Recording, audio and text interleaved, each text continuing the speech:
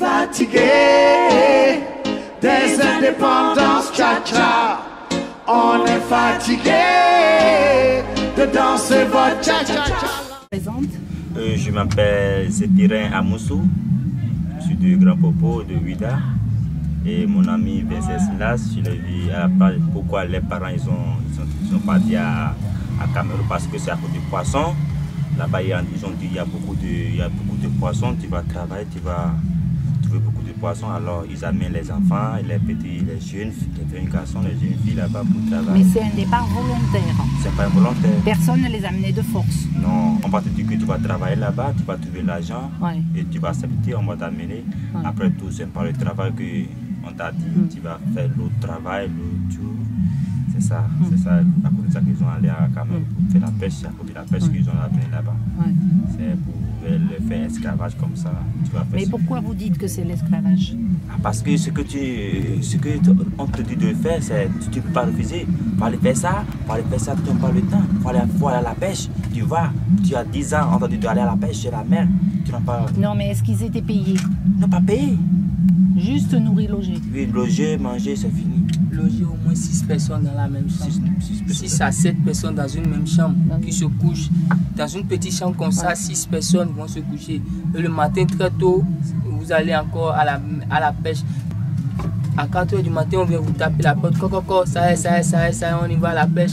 Et à 22 h, vous revenez de la pêche. À 4 h du matin, coco, on va encore à la pêche. Et ils ne nous donnent rien comme revenu. Rien comme l'argent de poche, rien. Seulement si tu es malade, on te donne des médicaments. Si tu as faim, tu vas manger. Mais après ça, il n'y a plus rien. C'est un genre d'esclavage. La combine commence par une confusion. Transfert de compétences ou indépendance.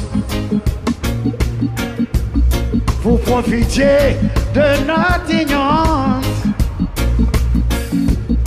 Vous profitiez de notre ignorance.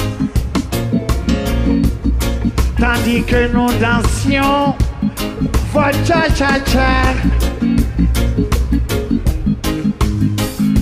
Vous contrôliez notre CFA.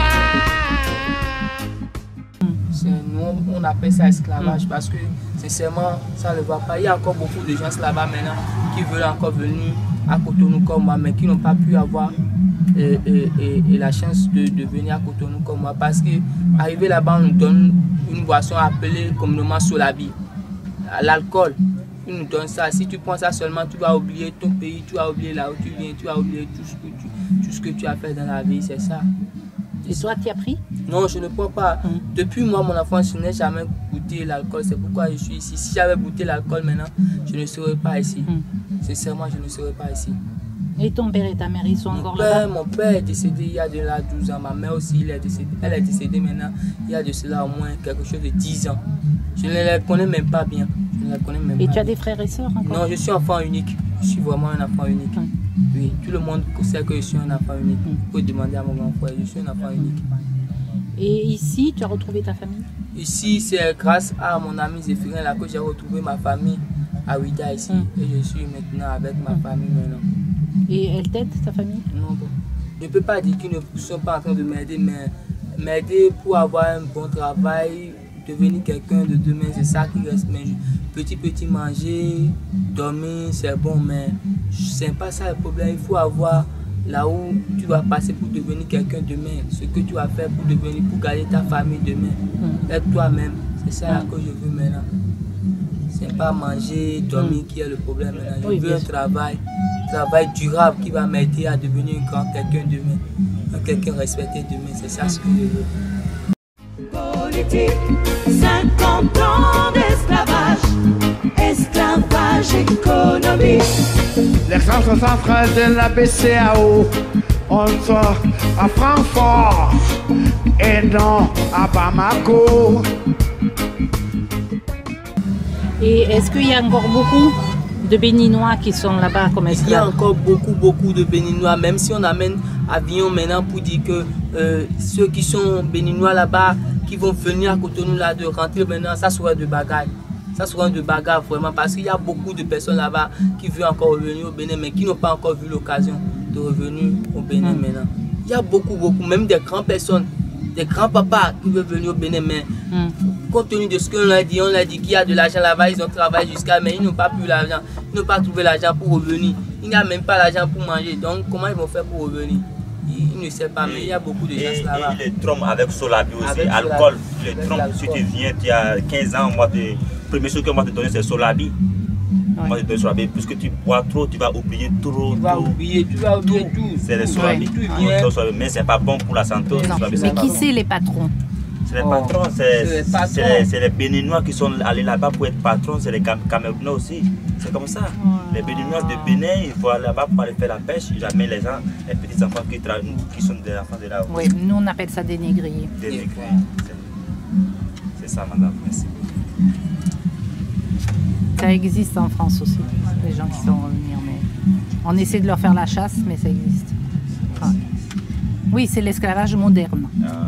C'est pas un esclavage comme ici, quand on a été apporté au Brésil. C'est pour Les décisions de la BEAC sont prises à Francfort et non au Congo. Et ça, c'est pas rigolo. Et je dis pas du tout rigolo. En effet, c'est pour dire qu'il y a encore toujours l'esclavage, que l'esclavage continue toujours dans nos pays. Parce que ça aussi, c'est un esclavage. Il y a encore beaucoup de personnes on va venir te proposer seulement, viens m'accompagner dans ce pays, tu vas trouver beaucoup de l'argent. Et tu vas penser que c'est du bon travail, alors que arrivé là-bas, on va te dire d'aller à la mer. Tu vas commencer par pêcher. Ça aussi, c'est esclavage. Des petits de 10 ans, de 12 ans qui vont à la pêche sur la mer pendant 1 mois, pendant 2 mois, c'est esclavage. Mais au retour, on ne nous donne rien. Quand ils vont mourir là-bas, ils vont encore ils vont dire qu'ils vont enterrer alors qu'ils vont les jeter dans la mer. C'est pas normal.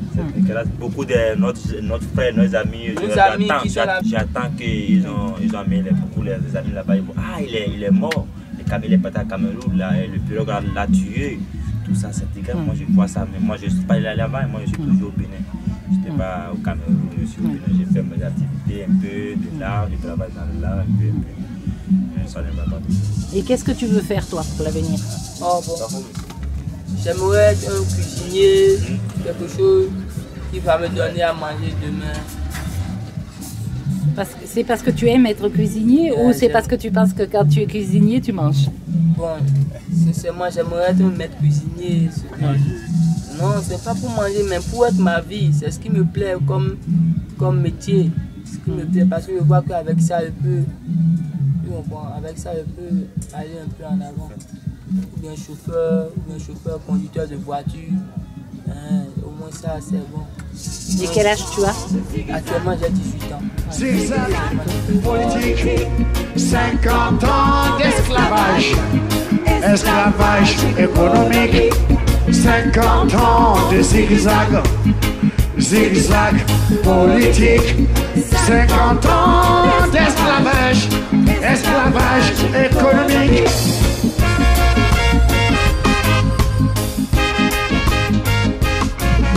Comment t'es venu jusqu'ici? En fait, un jour, j'étais couché dans la chambre et quand soudain un esprit est venu me réveiller, allez mon enfant à la maison. J'ai dit, à la maison, je n'ai rien dans les poches, mais comment il va revenir? À la maison, le truc me dit, il faut partir, il faut quitter ici. Et j'ai pris un petit sac seulement, j'ai mis 2 pantalons dedans, j'ai mis 2 t-shirts dedans et j'ai pris la voie du quartier où j'étais jusqu'à un certain quartier, on appelle ça Idina, c'était au Cameroun. Et j'ai vu les policiers, je les ai raconté l'histoire que c'est comme ça. Ils m'ont amené de que tant d'années que je ne connais personne. Mais ils m'ont dit, est-ce que maintenant si moi on m'amène au Bénin, est-ce que je peux connaître la voie pour aller dans mon village? J'ai dit oui, si on m'amène au Bénin, je peux connaître la voie pour aller au Bénin. Et c'est là, les policiers ils ont donné 60 000 à un chauffeur là, qui m'a aidé jusqu'à venir à Cotonou. Tu es venu en quoi? En camion ou en flambeau, sur la mer, on nous a pris sur la mer. C'est pas la mer, on est venu jusqu'au Nigeria et c'est au Nigeria qu'on est rentré dans les longs bus de voyage là. Et c'est le long bus de voyage là qui m'a mis à Sémé. À Sémé, on a rentré dans le petit véhicule pour venir à Étoile Rouge. Et c'est là que je suis venu à Ouida. Et j'ai venu à Ouidah pour voir mon grand frère là. Je ne connaissais même pas personne, je ne connais même personne. Oui, et comment c'est que tu l'as retrouvé? Oh, je suis à la boutique et je fais ça par la plage pour faire la prière. Je l'ai vu de loin, il m'a dit Rasta. Et je lui ai dit attends, je viens. Et il m'a approché de moi et je lui ai dit tu l'as dit de Cameroun comme ça. 3 jours, je dis ah, il a dit il ne connaît pas son père, sa mère, il est orphelin de père et de mère. Et je l'ai amené ici dans la boutique. On a dormi ici. Le lendemain, je l'ai amené dans la famille, tranquille. Et comment tu connaissais sa famille? Oui, c'est une famille mais par son nom. Quand il t'a dit son nom, je connais tu as connu sa famille. Oui, comment tant il a dit son nom et de famille, je connais sa famille, je l'ai amené à la famille. Oui, parce que vous avez de fortes racines et identités. Oui, de la même famille. Oui, ça permet de retrouver. Merci beaucoup, c'est ça. Merci pour ce que tu as fait.